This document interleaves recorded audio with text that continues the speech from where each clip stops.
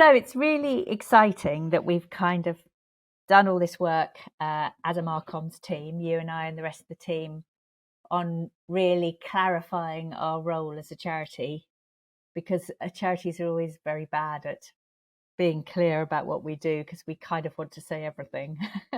And we find it really, really difficult to pin ourselves down to being disciplined, even though you and I probably spend all day telling other people in a comms capacity to be disciplined. We're not very good about being disciplined about ourselves. So it's great to have got to a clear place, isn't it?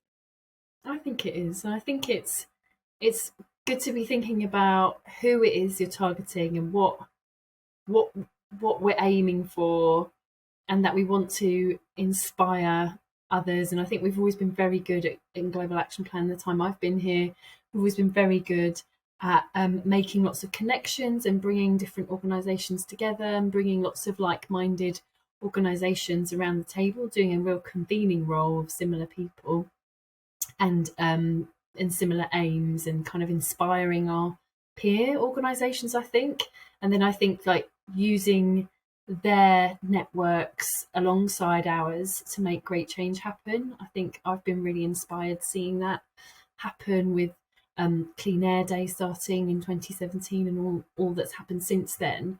I think that inspired us when we aimed to set that up, and we did it so well. And I think that it's helped us to grow that kind of process and approach of mobilising lots of people across the public, but actually really having in mind who it is we're talking to. Because, like you say, for messaging and impact, I think you have to be really play into remembering who you're talking to and what the most empowering message is to them, the most inspiring messages to them. And I think it, in our efforts to kind of clarify our role and the way that we can help the sector best, it's been really useful to focus on those successes and see where that real value add has been. And that word mobilise is a word that we found that we were using more and more, weren't we, to describe ourselves and our role, and starting to get an understanding of when we say mobilise, what we mean by mobilise.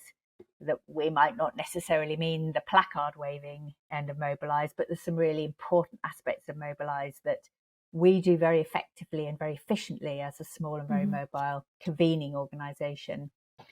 And we've been looking at the way that we're pretty good at kind of setting that path and making that strategic clarity really clear. And we're really good at setting that why it's important to act on things.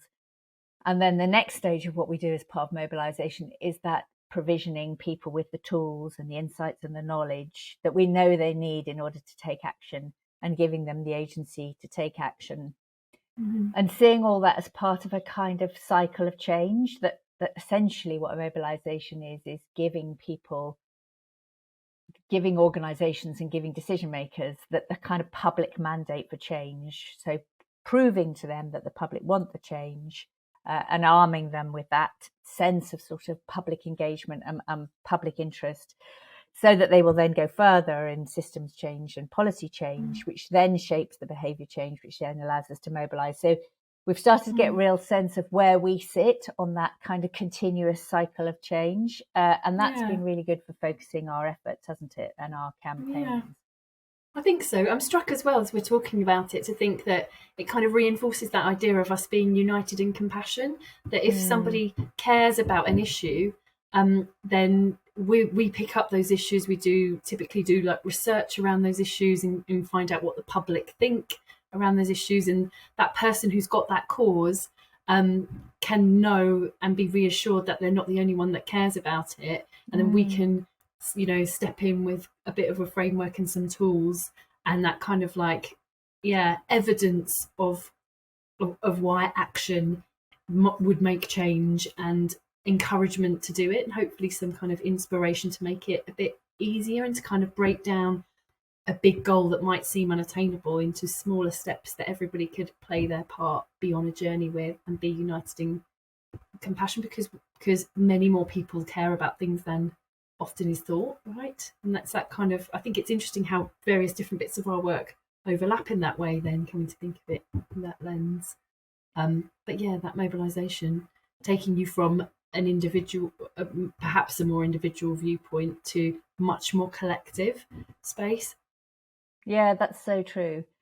And that values piece is really interesting because along with that system change cycle, you get a kind of a sort of cycle of belief change, because the more people see, exactly as you're saying, that other people feel like they do, the more they then come together and put that pressure to change the system. The system changes, their behavior changes, and that can then change their belief in what's possible and who cares about things, and where their ambitions could lie. And that then accelerates the kind of next round of the change. Yeah. So there is a real relationship between changing beliefs and changing systems, and you essentially need to do the two in parallel.